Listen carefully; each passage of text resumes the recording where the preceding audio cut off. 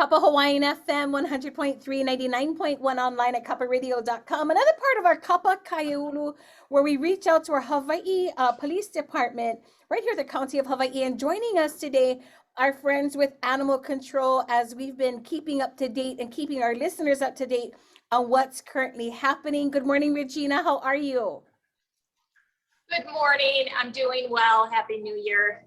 And I know we have a guest and we'll introduce him a little bit later today. But speaking of our first topic this morning, Regina, tell us a little bit about the new microchipping law. Yes, so as of January 1st, 2022, Hawaii Island has enacted Act 5, which requires all dogs and cats to be microchipped and registered. So a microchip is a small electronic device about the size of a grain of rice that is placed in between the shoulder blades of most animals.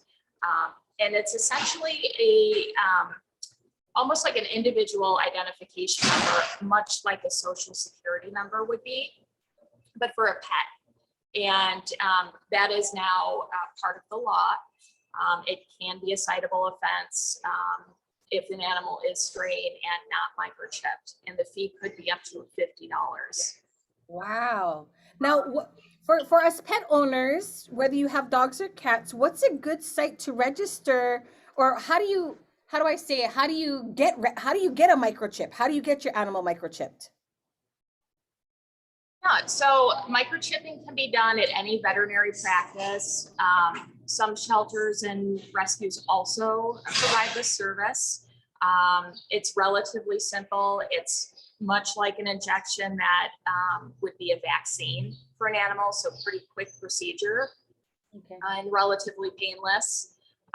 If you're already scheduled with your veterinarian, you can request a microchip be placed, during the routine exam, or reach out to, your local shelters or rescues for that service.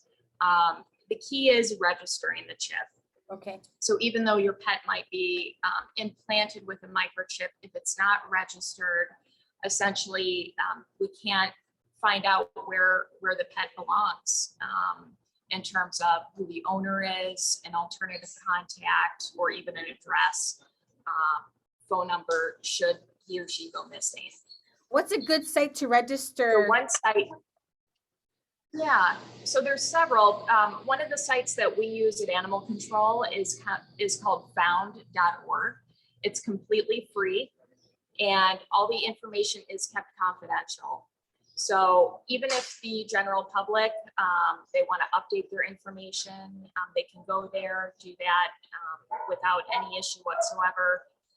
If there's a found animal and they're trying to locate an owner, we basically facilitate reuniting the animal. So no private information is shared.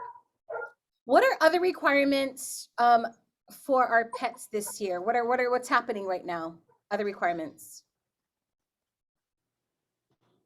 I'm sorry, I couldn't hear you there, Kaya. Oh, I apologize. The other requirements. I know something about a new dog license. Oh, right. So dog licensing is still a requirement in Hawaii County. That is all done through Department of Finance, through licensing division. Folks can go to the County of Hawaii website to look at more information there. It's done by mail.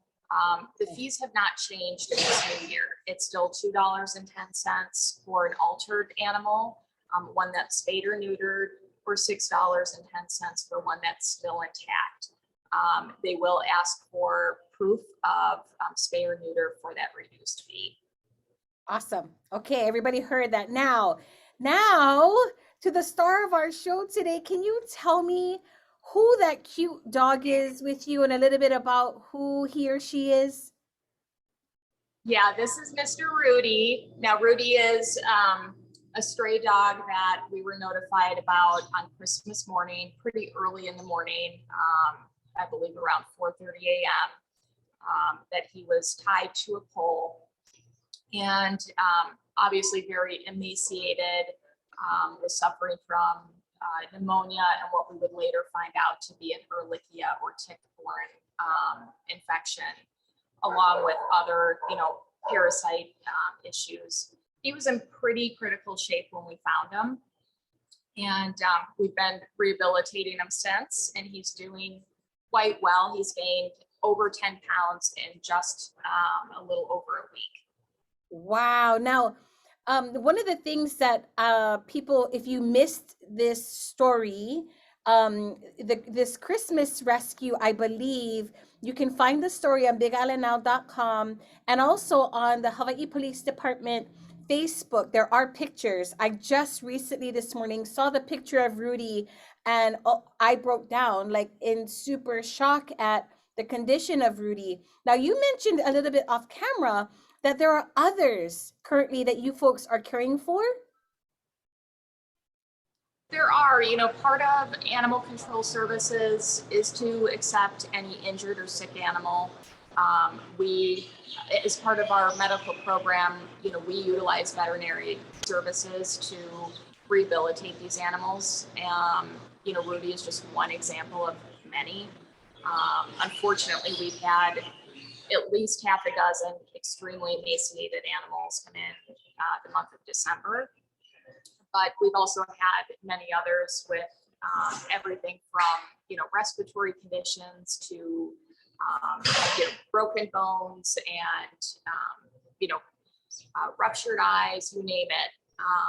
So we've been pretty successful in getting these animals healthy so that they can be transferred to our partners where they'll be placed up for adoption or foster to the general public. Now, you mentioned on Christmas morning that call came in at 4:30. I'm just a little shocked that somebody actually calls a number at that time of the morning. What number do people call when they have a situation like finding someone like Rudy? I'm sorry, say that again. What is the phone number that people would call when they find an animal that's in distress? So 935-3311 is the police dispatch line. For any immediate assistance for animal control, they should call that number, and they'll be immediately transferred to a dispatcher who will then be in contact with either a police officer or an animal control officer. That way we can get to the scene and help them as soon as possible. Awesome.